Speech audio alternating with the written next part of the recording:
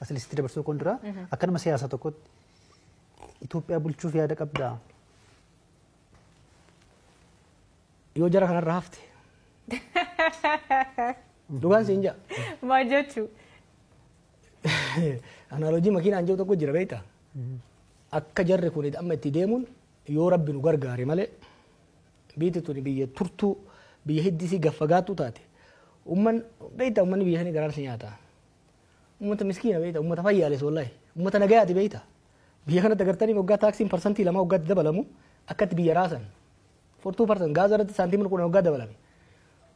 Uummanni isaanii yeroo ammaa kana taaksii parsantii 300 hanga 1,000tti dabalanii milishaan miila bitaatiin isa dhiitaa uummanni kuni biyya irratti hin diigamanii hamtuun kana caalaa natti hin dhufin yaada jiru irraa ka'eeti nagayaan bula jechuudha. Uummanni sun garaa nama nyaata. Kanaaf hamma danda'een biyyi tuni sirna kanarraa akka haftu. We need to have a country. We need to save our country. Missioning generation kana is to save Ethiopia from Abiy Ahmed. Maalifi akkaataa jarri kun keessattuu Abiy fi murni isa wajjin deeman ittiin deemaa jiranii we might not have a country eega isaan deeman booda. Laali warri TPLF fi warri Malasillee hamtu turan. I fought them. I know them very closely. Nan beeka jarsanis. Jarri suni in kijibanii yoo kijiban garuu kijiba si amansiisuuf kijiban malee in amanan. Jarri kuni kijiba si kijiban san ifiifillee amanan. Jaalama dura biyyan ture. Argeen ture qondaalota gurguddoo. What's very scary wanni nama sodaachisu waa biyya sanii amma fagoo kana seettanii gaazexeessota waan biyya sanii waan agamu hubattan baay'ee jira. Waa'ee diinagdee waggaatti kaafte akka waan dammaaf aanan mana hunda keessa yaa'aa jiru. Qananiin biyya hunda ol ga'ee maal rakkoon diinagdee ati haasaa jirtu. Ilmi namaa garuu Finfinnee magaalaa jidduutti waan nyaatu hin qabu. Gaafan dhaqee jaarsaa jaartiin tokko arge. Jaarsi doktora waggaa 15 hojjeteera. Jaartiin narsiidha waggaa 10 hojjetteerti.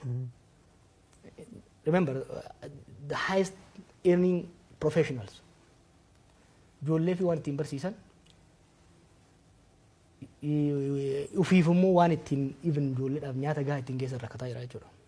Rakkoo akkasiisan keessatti akka waan qananiin jirutti deemaa jiran jechuudha. Naannoon Amaaraa practically harka mootummaan jiru. Oromiyaan practically harka mootummaan jiru. Haala kana keessatti qondaalonni mootummaa waggaa agartuu akka waan tokko rakkoon biyya sana hin jirretti haasa'u jechuudha. This willful ignorance is extremely scary. Ay dhagarni qondaalota mootummaa biyyoota adda addaa wajjin nan hojjedhan arga. Observing godha abbootii irreetii hamma dimokiraasii social dimokiraatota Iskaandeeviyaa jiranitti. Garuu murna akka jara kana ka ofoon laale saamicha qofa malee ifiif saamuun alatti biiti harkatti dhumte Finfinneetti galte the state has shrunk.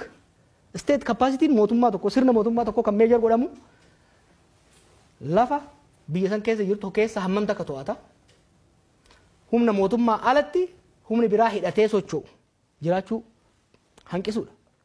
With all the measurement the state is shrinking.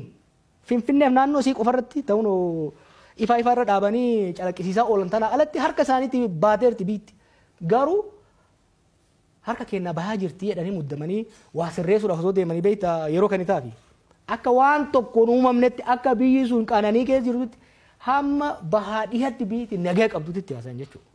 Kuni baay'ee nama sodaachisa. Kanaaf hamma danda'ametti wal gargaaranii jara kanarratti dhiibbaa godhanii karaarratti akka deebi'an yaalu yoo kan danda'amne taate immoo biyyi tun biyya tana qabatanii qilee dhaquun jara kanaan oolamu. Biyya tana qabatanii qilee akka hin dhayne nu hunda fuudhanii qilee akka hin dhayne waan danda'ame hunda godhuu barbaachisa jechuudha.